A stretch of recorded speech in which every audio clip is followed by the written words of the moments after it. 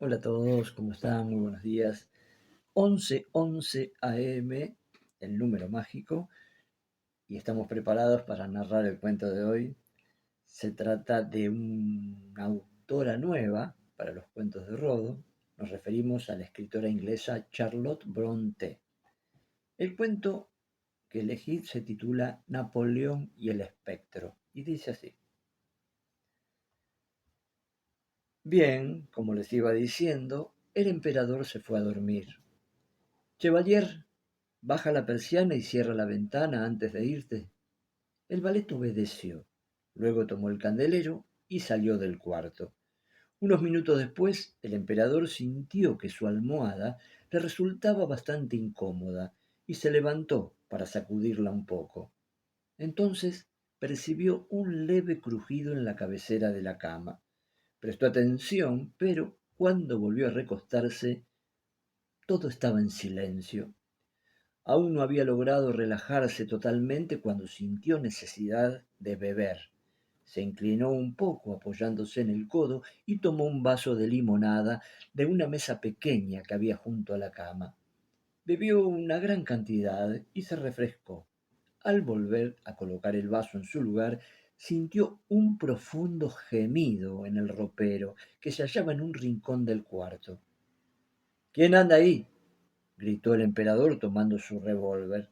Hable o le vuelo la tapa de los sesos. El único efecto que generó esta amenaza fue una risa breve y pronunciada, y luego le siguió un silencio absoluto. El emperador se levantó de un salto, se puso rápidamente su robe de chambre que había dejado en el respaldo de una silla y se dirigió con valentía hacia el ropero embrujado. Algo crujió cuando abrió la puerta. Avanzó hacia adelante con el arma en la mano. No apareció nadie, ni un alma, ni una sustancia. El crujido, evidentemente, había sido provocado por la caída de un abrigo que colgaba de un gancho en la puerta. Algo avergonzado de sí mismo, regresó a la cama.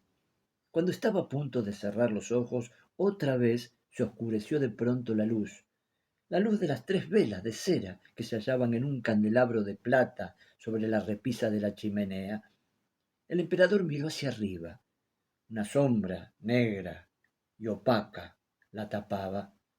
Sudando de terror, Napoleón extendió la mano para alcanzar el cordón de la campana, pero algún ser invisible se la arrebató y en ese mismo momento desapareció la sombra amenazante. «Bah», exclamó el emperador, «solo fue una ilusión óptica».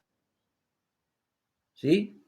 ¿Estás seguro?», susurró cerca de su oído una voz apagada, con tono grave y misterioso. «¿Fue una ilusión, emperador de Francia? No. Lo que usted oyó y vio es una triste realidad, una advertencia. Levántese usted, usted que enarboló el estandarte del águila. Despiértese, usted que blandió el cetro de lirios. Sígame, Napoleón, y verá mucho más». Cuando la voz dejó de oírse, el emperador percibió con asombro una figura. Pertenecía a un hombre alto y delgado, vestido con una levita azul ribeteada con encaje de oro. Llevaba una corbata negra, muy ajustada, con 2 pequeños broches colocados debajo de las orejas. Tenía la cara pálida, la lengua le sobresalía de entre los dientes y los ojos, vidriosos y enrojecidos, se salían de sus cuencas de modo temible y prominente. «Mon Dieu», exclamó el emperador, «¿qué es lo que veo? ¿De dónde ha venido, espectro?». La aparición no dijo nada, pero avanzó un poco y levantando el dedo le hizo señas a Napoleón para que lo siguiera. El emperador, bajo el influjo de una fuerza misteriosa que le anuló la capacidad de pensar y de actuar por sí mismo, obedeció en silencio. La pared sólida del cuarto se abrió cuando se acercaron y luego de atravesarla se cerró tras ellos con un ruido similar al de un trueno. La oscuridad hubiera sido absoluta de no ser por la débil luz que brillaba alrededor del fantasma y permitía ver las paredes húmedas de un largo corredor abovedado. Avanzaron por allí con silenciosa celeridad. Una brisa fría y refrescante subía rápidamente por la bóveda, con el sonido de un lamento anunciando que se acercaban al exterior. El emperador se ajustó un poco más su camisón holgado. Enseguida salieron y Napoleón advirtió que se hallaba en una de las calles principales de París. Estimable espíritu, dijo temblando con el aire frío de la noche, permítame regresar a ponerme un abrigo. Volveré enseguida. Avance, respondió su compañero, implacable. A pesar de la creciente indignación que le provocó una especie de ahogo, el emperador se sintió obligado a obedecer. Siguieron por las calles desiertas hasta que llegaron a una casa imponente construida en las orillas del Sena. Aquí el espectro se detuvo. Las puertas se abrieron para recibirlos y ambos entraron en un amplio vestíbulo de mármol, cubierto en parte por una cortina. A través de sus pliegues semitransparentes se podía ver una luz intensa que brillaba con un lustre deslumbrante. Delante de esta cortina había una hilera de figuras femeninas lujosamente vestidas. Llevaban en la cabeza guirnaldas con las más bellas flores, pero tenían la cara oculta por horribles máscaras que representaban calaveras humanas. ¿Qué significa toda esta mascarada? Gritó el emperador, haciendo un esfuerzo para deshacerse de esas cadenas mentales que lo limitaban contra su voluntad. ¿Dónde estoy? ¿Y por qué me trajo hasta aquí? Silencio, le contestó el guía, con esa lengua negra y sangrienta sobresaliendo aún más de su boca. Haga silencio si quiere evitar la muerte inmediata. El emperador habría respondido.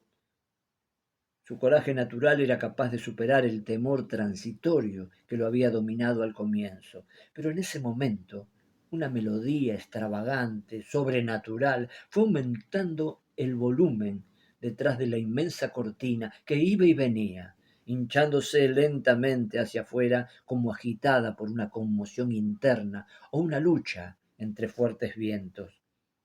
En ese mismo instante penetró en ese vestíbulo embrujado una mezcla abrumadora de olores, de cuerpos putrefactos, combinada con las fragancias más finas de Oriente.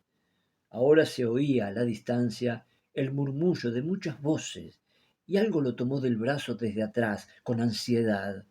Se dio vuelta rápidamente, sus ojos se encontraron con el rostro familiar de Marie Louise. ¿Qué sucede? ¿Tú también en este sitio infernal? Le preguntó. ¿Qué te trajo hasta aquí? ¿Puedo hacerte la misma pregunta? Respondió la emperatriz sonriendo. Napoleón no dijo nada. El asombro se lo impidió. Ya no había ninguna cortina entre la luz y él. Había desaparecido como por arte de magia y una araña extraordinariamente colgaba encima de su cabeza. A su alrededor había un grupo numeroso de mujeres lujosamente vestidas, pero sin las máscaras de calaveras humanas, y entre ellas una cantidad similar de caballeros, contentos y animados. Todavía se oía la música, pero era evidente que provenía de una orquesta ubicada cerca de él. Aún se percibía un agradable olor a incienso, aunque no estaba mezclado con ningún hedor. Mon Dieu, exclamó el emperador, ¿cómo sucedió todo esto? ¿Dónde diablos está el espectro? El espectro, contestó la emperatriz. ¿A qué te refieres? ¿No sería mejor que salieras del cuarto y fueras a descansar? ¿Que salga del cuarto? ¿Por qué? ¿Dónde estoy? En mi salón privado, rodeado de algunos cortesanos que invité a un baile esta noche. Entraste hace unos minutos en camisón, con los ojos fijos y bien abiertos. Supongo, por tu asombro, que caminabas sonámbulo. Inmediatamente el emperador sufrió un ataque de catalepsia y siguió en ese estado toda la noche y gran parte del día siguiente. Aquí termina el cuento de Charlotte Brontë, Napoleón y el espectro. Te mantiene en tensión este cuento, ¿no? Hasta el final. Bueno, un beso grandote y mañana, por supuesto, miércoles, mitad de semana, nos encontraremos aquí en Mar del Plata, Argentina, con todos ustedes, con un nuevo cuento. Abrazo.